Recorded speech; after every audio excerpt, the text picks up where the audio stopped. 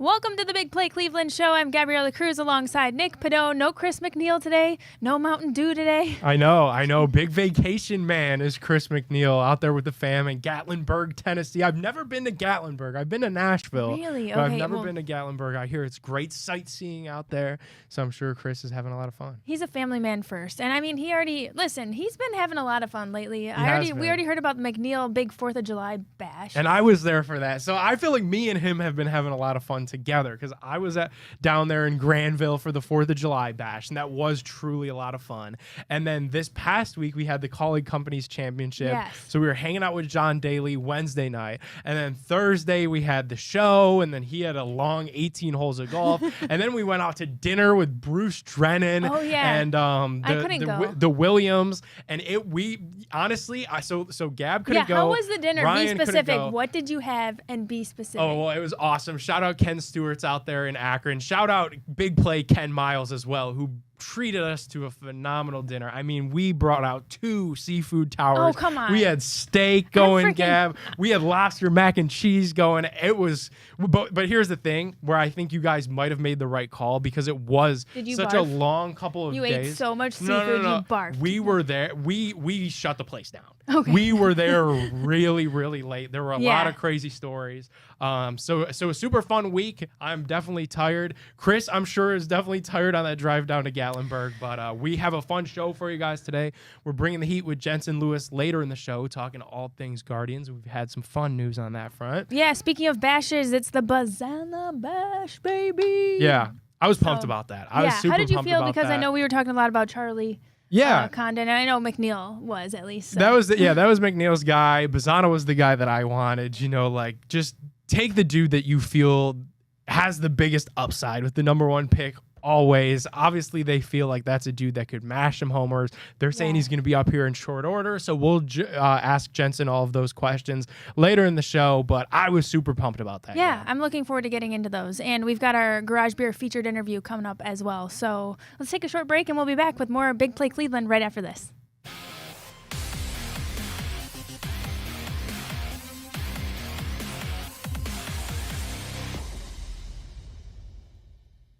Welcome back to the Big Play Cleveland Show. We also have some news on the Big Play racehorse front. Lots of, you're getting a lot of emails out here. A lot of emails, man. The horse people are built different. I didn't think people would be hunting down my personal email to make sure that their name was submitted for this horse. So, Gab, since the last time that we had a show last week on Monday, the Big Play racehorse that we own in tandem with my racehorse is sold out.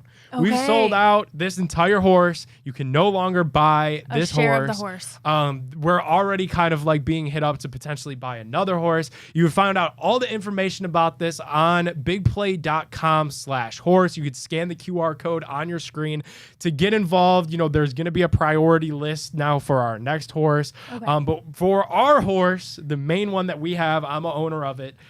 We have a naming contest. So its name is Lahaina Luck 2022. Right. That was its mom's name. And the year it was born was 2022. So now we got to name the thing. And we opened up a naming contest to all of our fans out there on social media. Gab, we have over 1,500 name submissions to siphon thugh.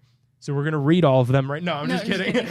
So we got to pick out some names. We're going to whittle that list down to a list about 4 or 5 names. Now, when you get 1,500 submissions, you have a lot of repeats. So there are like a lot of names that people feel very strongly about. So we've got some fun names on there. And I will tell you, Josh Naylor as well as Usain Colt, both of those being repeat names on the list. Yes. So I think they could make it to the final name, the final name like rally of what we're going to pick from. I was really hoping that Josh Naylor would be in the home run derby just so that it would really just be so timely for my effort of getting Josh Naylor to be the name of the horse. #1 name. Yeah, Neigh, so like neigh like a horse. They put it together. Naylor. Yeah. So people got that, and it was submitted a bunch. So go to bigplay.com/horse. You could keep in the loop with all the things going on with our boy Lahaina Luck 22 and whatever his new name will be here very soon. So all right. that's the update on the racing front. Good stuff. We've got a lot of names submitted, and we're going to start whittling those down here real soon. So go to bigplay.com/horse and find out all about that. All right, you are right. Horse people are different. Yeah, and now we are horse people. So Dude, we're they're different. hunting down my I'm getting like personal emails to like my email that's not anywhere of people just wanted to make sure you guys got my submission for the name. I'm like, I'm not sure if we did or if we didn't, but how'd you get this email? Please stop notifying me through this. You just wake up and someone's in your window. Just making sure. Did we get the name? Usain Colt. Okay, well, that's enough horse talk. Yeah. We're going to horse around with Noah Weiskopf next, and we are bringing in our Garage Beer featured interview. Actually, thanks for coming in studio again. It's really nice of you. Noah, what's up? Thanks for having me. Welcome to the airport. It's awesome. I never had been out here, but glad I got to experience it and see what's around here. Oh, really? You've only been in virtually? Yeah. It's so weird because it feels so real sometimes. Yeah. First time in studio. But yeah, thanks for having me. What'd you think of our little airport setup? It's nice. I honestly didn't really know what to expect, but I'm glad I came, and it's definitely a different feel in person. It feels more conversation-like. We're all here and instead of, on Zoom through a screen. Yeah. What do you think of the Garage Beer throne that you're in? Kind of there. I feel honored. I definitely feel honored to be here and in the throne. That's awesome. No, it's awesome. All right, let's jump right into this. I mean, what everybody wants to talk about as far as the Browns are concerned is this Amari Cooper thing. Are the Browns and Amari Cooper going to get a deal done? We were talking about it before the show. We've got you in here now. That's kind of feels like the last missing piece as we head into training camp. Where are we at and where are we going with all things Amari Cooper? Yeah, well, of course, both sides want to get something done. Amari wants to be here. There's not a question. But I've been told that the trouble is just coming up with the contract details, right? Yeah. Like, Amari has been so productive in Cleveland, and he wants to be paid as a top receiver in this league. And the Browns obviously want to give him the money he deserves, but also, there's some problem there with his age. Amari's getting up there in age. Contract security and contract length is a problem when the two sides are negotiating, but I wouldn't be surprised if this goes through training camp or at least hits training camp. Obviously, there's a chance it can get done soon, but yeah, I would not be surprised if this is something that happens through training camp, but I'd also be stunned if he doesn't end up signing some sort of extension to stay in Cleveland. Yeah. For sure, yeah. So I was talking, and we were talking about this when we were at the colleague thing, doing our show from there. I was told by an agent that represents some receivers throughout the NFL, not Amari's agent, that he would never let one of his clients go into this last year of the deal without anything on the back end of it. Like, we've got to have some more years or some sort of security that this isn't going to be just a situation where he plays 17 games and then goes right into unrestricted free agency. Like, something has to shake here, probably. Right, and that's the problem with the receiver market. Is so difficult to gauge. But yeah, he's been so productive in Cleveland. He's been a star wide receiver for Cleveland, and obviously, deserves and feels as if he deserves to be a top 10 to 15 highest paid receiver in this league because of his numbers, because of how consistent he's been throughout his entire career, not only in Cleveland, in Dallas and Oakland. So that's what he feels. And obviously, like I said, getting up there in age, wants security on that contract, right? Because receiver shelf life is a little different than any other position. So yeah, just probably expecting this to go into into training camp.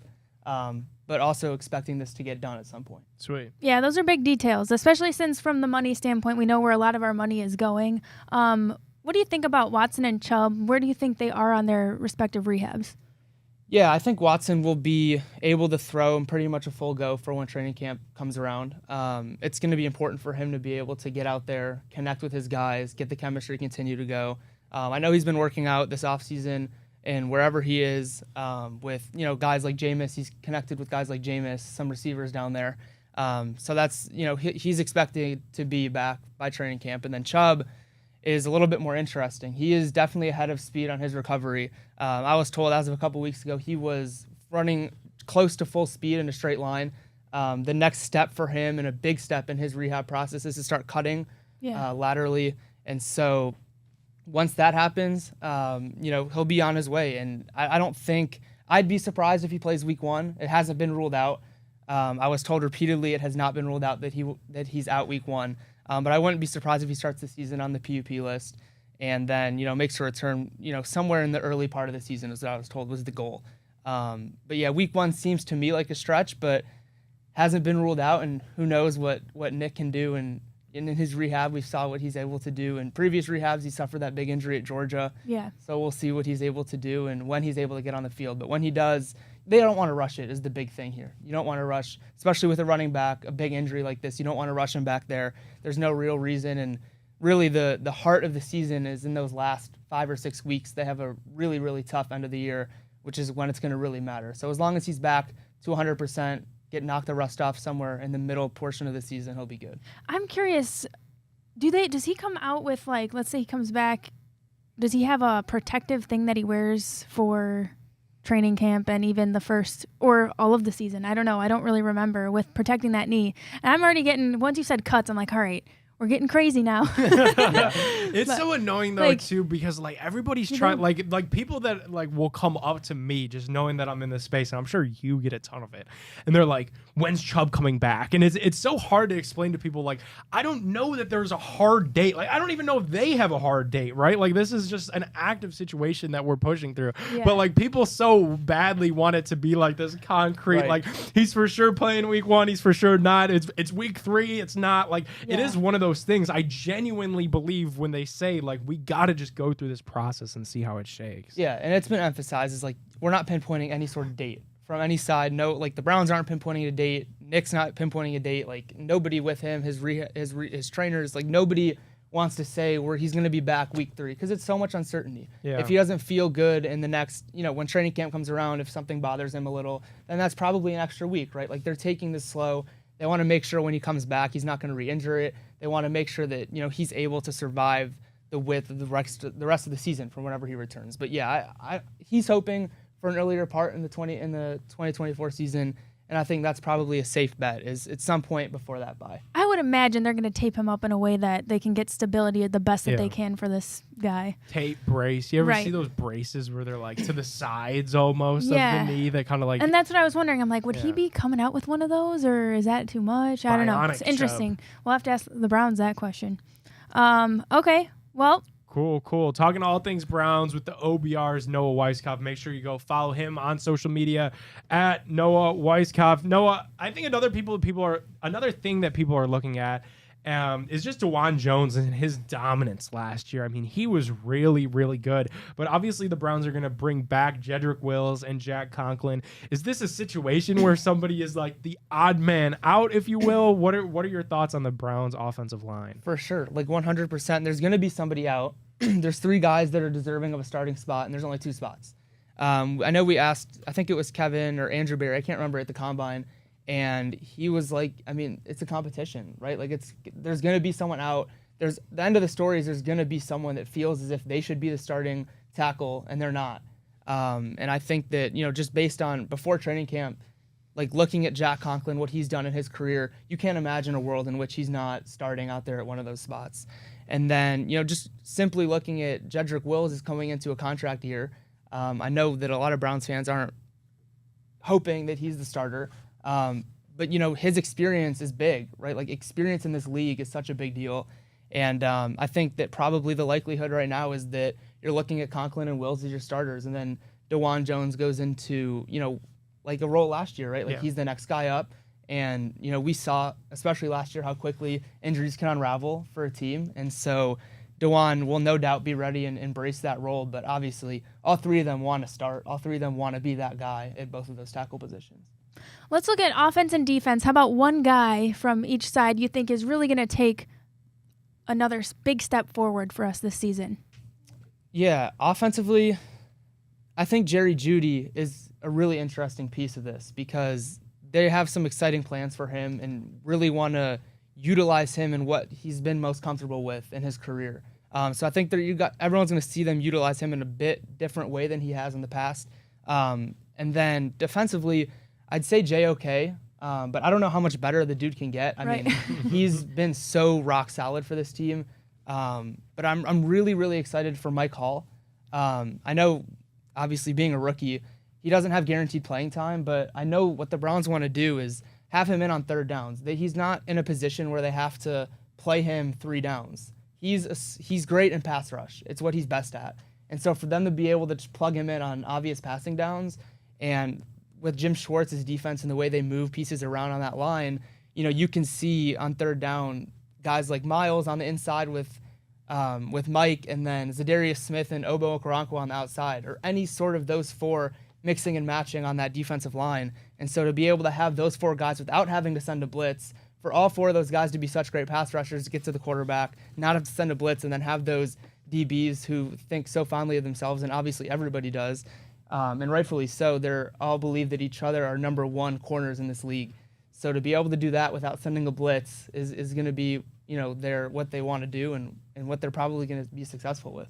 For sure. Talking all things Browns with Noah Weisskopf. Thank you so much for joining us in studio. Hey, stick with us. We're going to be back with more of the Big Play Cleveland Show. Don't go anywhere.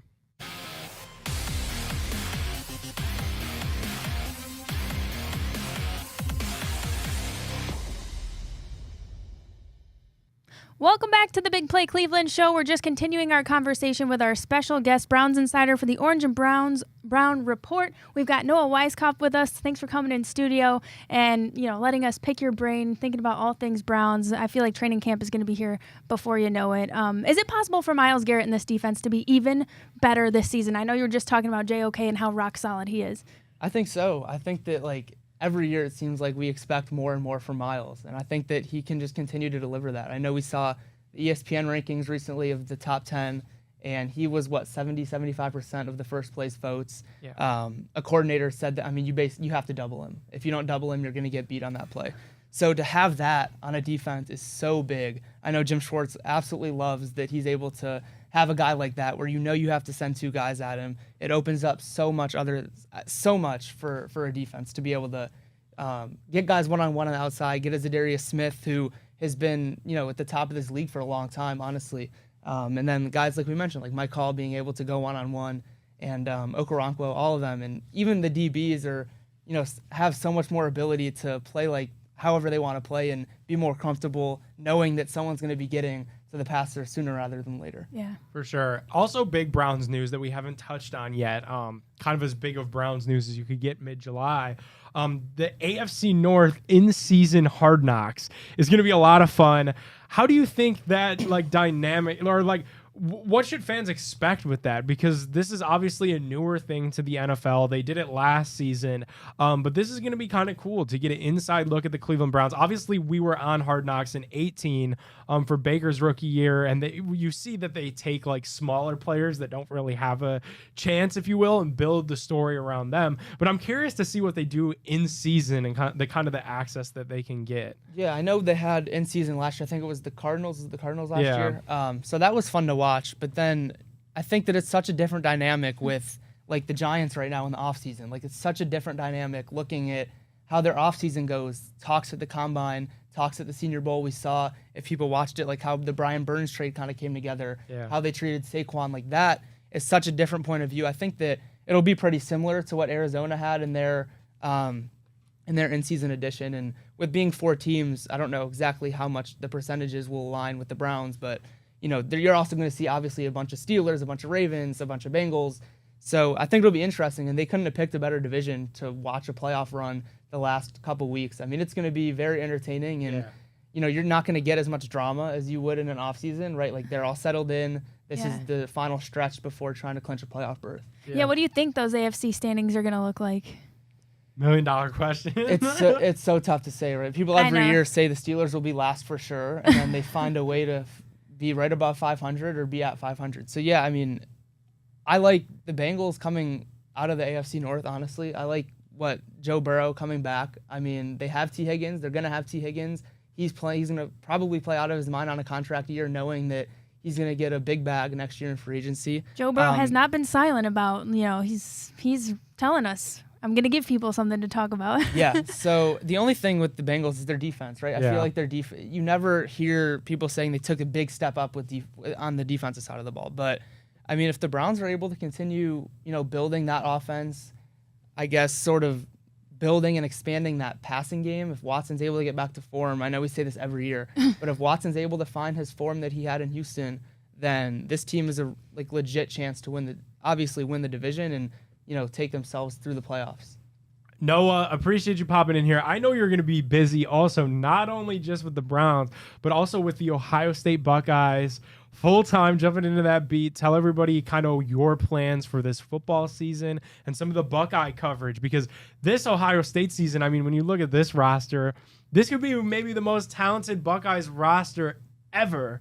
So it's going to be a lot of fun for you to cover that down there in Columbus this year. Yeah, it'll be great. Every game throughout the year, I'll be covering for the Lantern up at Ohio State. I'm the sports editor up there, so it'll be a lot of fun. And obviously, no bigger season than this one, right? They brought in so many guys. They brought in, Caleb Downs, throwing bags to different players now in college. It'll be, the expectation is to go all the way, right? Like, if they don't, then there's questions. And so having a season like that on the line to cover that and be around that all the time is going to be great. The only, big question mark is quarterback. And like another team in Cleveland that we've been talking about for the past 15 minutes, it's like, as long as that quarterback up there or down there, I guess, in Columbus can, play and move the ball around to their playmakers, then they're going to be in a good shot to go all the way. Yeah, I mean, we got to be under the belief and the assumption now, right? Like, it's Will Howard that we're talking about. Like, I know they're saying that it's going to be a competition, if you will, but you go out there and you get that kid in the transfer portal. Are we pretty confident, at least going into this, that Will Howard is the guy unless somebody else comes and takes it? Yeah, I think so. I've been really impressed, though, with Julian Sayin, who transferred from Alabama, true freshman. He has been slinging the ball around from what I've seen at the spring game. I mean, he looked really good.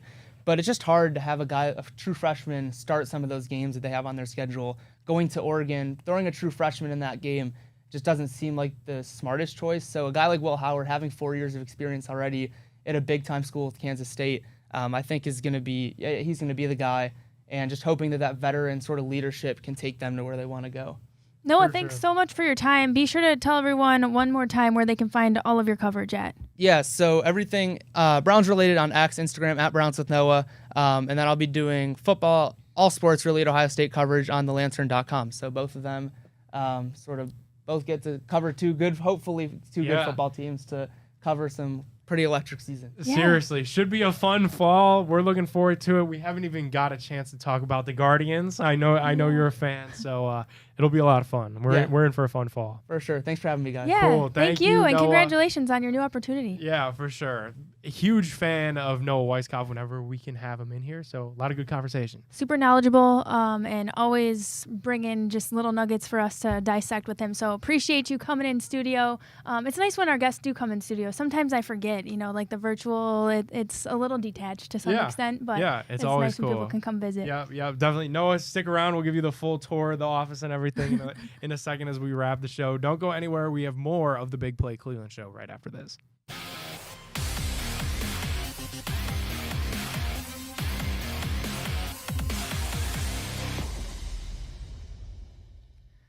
Welcome back to the Big Play Cleveland Show. It's just Nick and I this week. McNeil is taking a vacation. That sounds like almost the Anchorman. Oh, good. I love it. Hey, we're ready to fill in some blanks. McNeil instead of McGee is on vacation.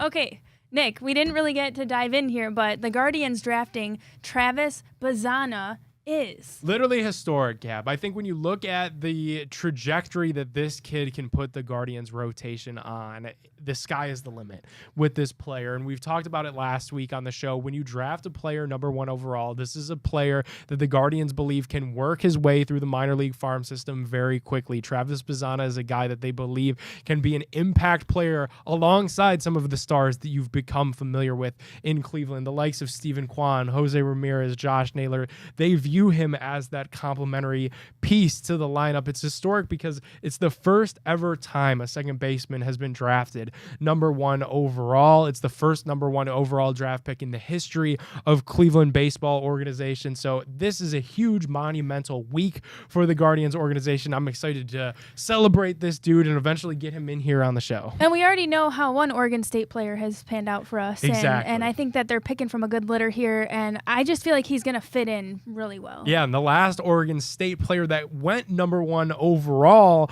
was Adley Rutschman. So we've been blessed by the graces of Stephen Kwan, but baseball as a whole has gotten to really enjoy that Oregon State farm system, if you will, kind of pipeline to the major league. So I have no doubt that this kid is going to be an impact player here in short order. It will be interesting to see when he comes up. Does Jimenez move around, move to shortstop, or how they handle that? Obviously, that's all future talk. But hey, I mean, there's a possibility. Was it Skeens was number 1 last year, and then ends up playing up right away, goes the All-Star game. Funny how things work, Gab. I mean, it's not crazy to think that he could be joining us sooner rather than later. Yeah, I mean, and he even said in podcast interviews and stuff, he wants to be here at the end of this year for a playoff push and a World Series run. I don't know about that, but I love the enthusiasm. Right. And you mentioned it on the show. If you're a young kid, a high school, college prospect looking for their future professional home, there's no better organization than this one to be a part of. The way that we're able to develop these players, really nurture them and make them into our own. Sky's going to be the limit for Travis Bazzana. And can you imagine fans are just going to fall in love with the fact that even his accent, you know what I mean? I just have a feeling he's going to be a fan favorite. He's about to be a fan favorite already. Okay, on a scale of 1 to 10, my concern level for the way the Guardians finished the first half of the season is, because keep in mind, we're shut out in the 3 of their last 7 games, and they were only shut out 5 times in the 88 games prior to that. I don't know. Are you concerned about that or not? Yeah, maybe it is a little bit weird, right? You can't just completely ignore that. But hey, here's the good side of it, and the optimistic side of me is saying there's still 4.5 games up on the Minnesota Twins right now. That's the first and most important thing. And the second thing is, anytime throughout this Guardian season where we've seen them waver, they've been able to quickly course correct and right this ship. I'll say this too. There were a lot of injuries, Gab, in this Guardians starting pitching rotation, starting lineup. We've gotten a lot of, for sure, help from unexpected figures like Daniel Schneemann and Will Brennan, and just the random places that this team has gotten help from. I think natural regression was inevitable. They were probably really tired, really worn out. I think this break is well warranted, well deserved, and comes at the perfect time. Get this thing back in Cleveland. Get some home games going. That crowd at Progressive Field's going to be rocking. Get behind this team, and they're going to be able to right this thing. I don't think right now is the time to panic about the Guardians, but still, I'm imploring, we got to see a move. When you have the door open like they have, let's go through it. Don't just leave the door open and stand there and look through it. Let's walk through that door. And to me, that's making a trade. Let's go find a starting pitcher and a bat and compete this year. I think they've got the pieces to do it. Ooh, I know. I want to see Kool-Aid Man through the wall. Right, kick through the door. Kick through the door. How about my realistic expectation for the rest of the season is, in terms of winning the division, going to the playoffs, do we get a bye? I think definitely win the division. Which would be awesome. It's something that this organization has done before in recent memory. And then let's win a round.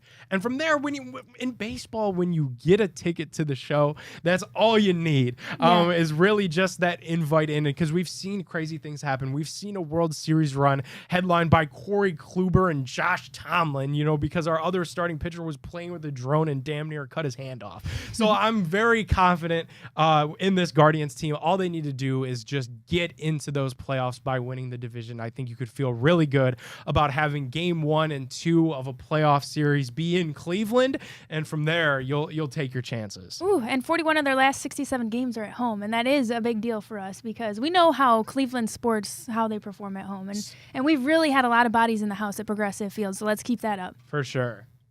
All right, the school I'm using in College Football 25, I forgot to ask you about this. College Football 25 is back. I had to have Nick kind of give me a little bit more insight into why this is such a big deal. Yeah, this is huge. I mean, this is a game that has been gone now for 10 years. They had to stop it because they couldn't use the name, image, and likeness of the collegiate athletes. But now, in this new world that we're in, the players are able to be compensated. There was an opt-in program. That's what took this game such a long time, where they have, thousands of college football players from across the nation that opted in to be a part of this game. They were compensated fairly, $600 plus a copy of the game on the console of their choice. So really cool by EA Sports and NCAA to kind of team up and give the fans this game. Gab, I am so excited. If you need me this week, don't. My phone's going to be on Do Not Disturb. I'm going to be in the lab on this game. I bought a PlayStation 5 last night. I saw that. Just for this game. I did not have one before. Just for this game. That's how invested I am in this. Of course, I'm going to be using the Kent State Golden Flashes. I'm going big. I'm shooting for the moon. I'm recruiting Arch Manning, getting him to transfer out of Texas, getting him to my Golden Flashes, and we are going to do big, big things at Dick's Stadium this fall. You better believe it. Wow, what a hot take. All right. A lot of fun. I'm very excited. Hard segue here. My pick to win the Open this weekend is. Yeah. Who knows? I wish we had Reflog in here to talk golf. I know. He's the big golf It was guy. awesome to see Ernie Els, a legend of the game, win the Call League championship this past weekend that we were at. And I know you and Hanford had the opportunity to interview a guy that was high up there on the leaderboard. It was really cool to see all the legends come together for that. It was awesome. Yeah, speaking of legends, and I mean this in the most respectful way, it's so cool to see these guys, they're aging gracefully. Yep. But it's cool to see that they're still playing at this elite level and they're taking care of their bodies and their technique and all this. It was kind of cool to pick the brains of different athletes. And it almost feels like Gab, like it's not as intense. Like they're allowed now in this later stage of still playing professional competitive golf, but also to have some side interests and some side hobbies that they could focus on and their families and all of those things. So it was just an awesome week. And I don't think we can say thank you enough to the people out there at Colleague for having us out because we had a ton of fun. Yeah, it was really neat. It was a cool few days for us, and we had a spiffy setup, and I hope we get to do that again next year. Yeah, next year should be fun. And I know as Tiger Woods gets up there in age, there's a lot of people around Akron kind of wondering, could Tiger make his appearance back at Firestone, a course that he really likes? So that would be really cool. Could you imagine? That'd be so awesome. Yeah. The Copa America final being delayed due to the fans breaking through the main gate is... I don't know if you saw this, but the scene from Copa America last night was nuts. And of course, this leads to people asking the question, wondering, can the United States of America handle a World Cup? I will tell you this. When I visited Argentina, I was in Chile and Argentina last year. I'm not kidding. The bus driver was telling us, if you wear the wrong jersey on that side of town, you risk being not like heckled, killed. Yeah. I think that we don't understand.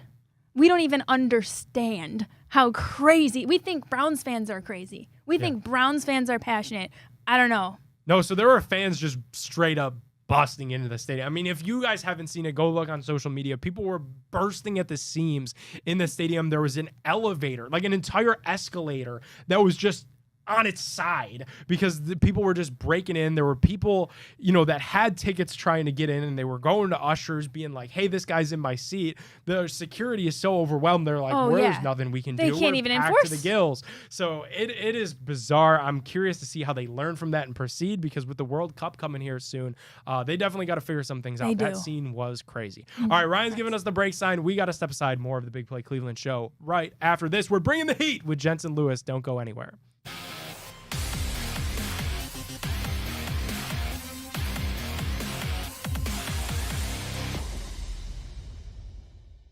Welcome back to the Big Play Cleveland Show. It is time for Bringing the Heat with Jensen Lewis. As always, super happy to have you joining us.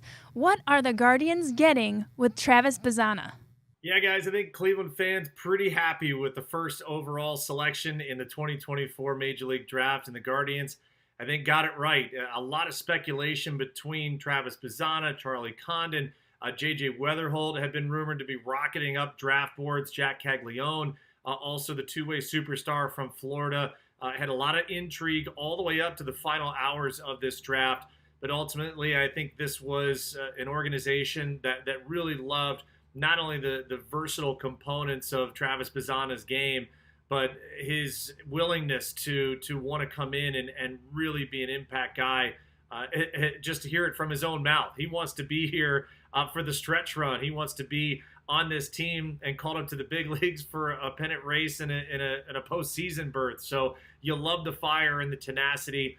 His personality was a calling card anyway from watching him throughout the season.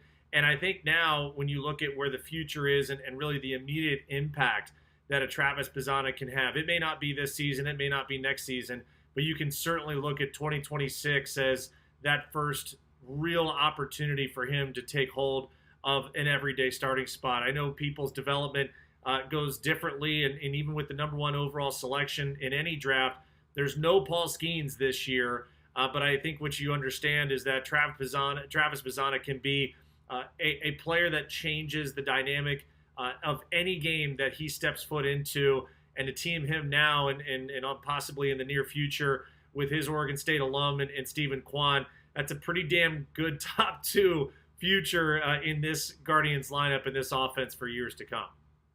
Obviously, Jensen, everybody's excited about Travis Bazzana, but there were a lot of surprises and a lot of fun that we had throughout the first half of this season.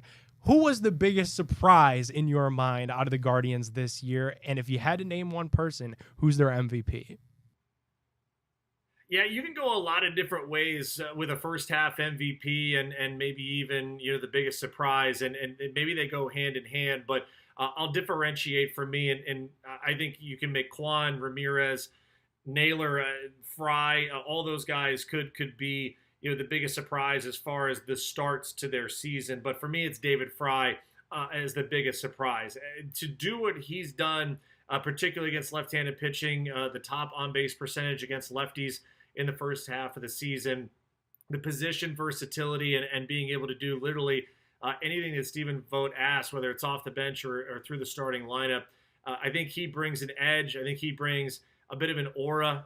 I've said in the past, I feel like he's become a folk hero here in Cleveland already with what he's done. Just goes about his business, very humble on the outside, but you can tell the fierce competitiveness that drives him. So I would say you could make an argument for many guys, but David Fry, my biggest first half surprise, my biggest MVP, I think, and you can put Ramirez and Naylor in there, but let's go Stephen Kwan, because what he's doing from a batting average standpoint, I mean, it's shades of Ichiro, it's shades of Tony Gwynn. Now he's added the power part, and I think that's a part of the scouting report that maybe in years past, when you look at his type of hitter, pitchers and opposing pitching staffs would just kind of look past and say, well, I'm not worried about getting beat for extra bases or him hitting the ball out of the ballpark, but to add that element to his game, clearly a difference maker for the top of this lineup and one for the rest of his career. Jensen, how about just a first half recap? We've had a lot of games to analyze here. What are your thoughts? Yeah, not too much more you can ask for from the first half of this Cleveland Guardian team. The best record in the American League headed into the All-Star break, a team that I think from the outside, we've talked about this a lot, guys, that there may not have been as high of an expectation as there was within this clubhouse. And who can you fault from the outside looking in when Stephen Vogt is taking over for a future Hall of Famer in Terry Francona? No one really knew what he was capable of because this is the first time he's done the managing role at any level, let alone in the big leagues in his first year at the helm. So I think he is a huge headline for this first half recap.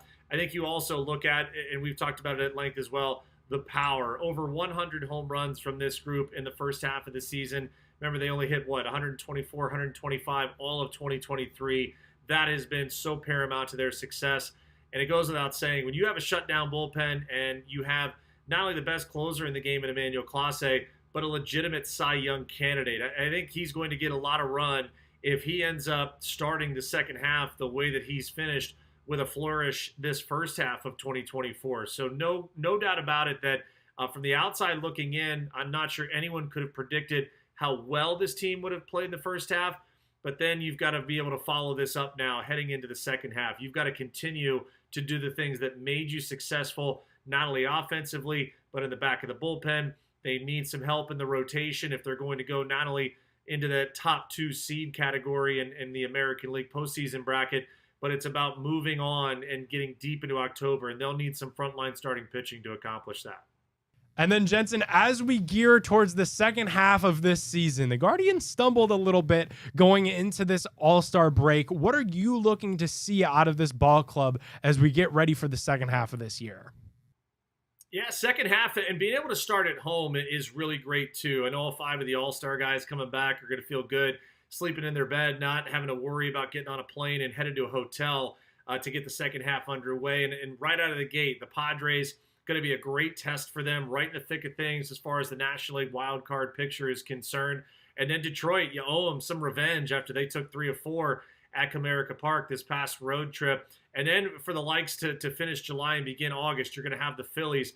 You're going to have the Orioles. You're going to have the Diamondbacks, the Twins. I mean, we're going to have a pretty stiff test here to finish out July and to begin August. But you love having that home field advantage and the majority of those games being played at Progressive Field. I'll say it again. Best fans in baseball, man. It has been so cool to see 1 million and counting already through the Progressive Field gates. It is a true difference maker as far as home field advantage goes. So can't wait to see everyone out of the ballpark starting on Friday night.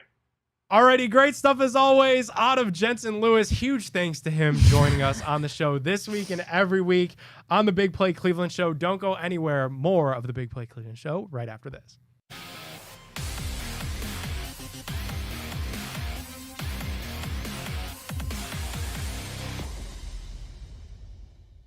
Already, always great stuff, Gab. Good stuff with Jensen Lewis. Segment with Jensen Lewis, and there's a lot of reason to be excited about the this Guardians team. I think the biggest thing that he said, my biggest takeaway, is coming home after this All-Star break.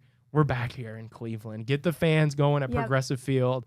That's going to be a lot of fun, and having all of those home games here, we know the difference that makes. Yeah, who are you looking for to really have a?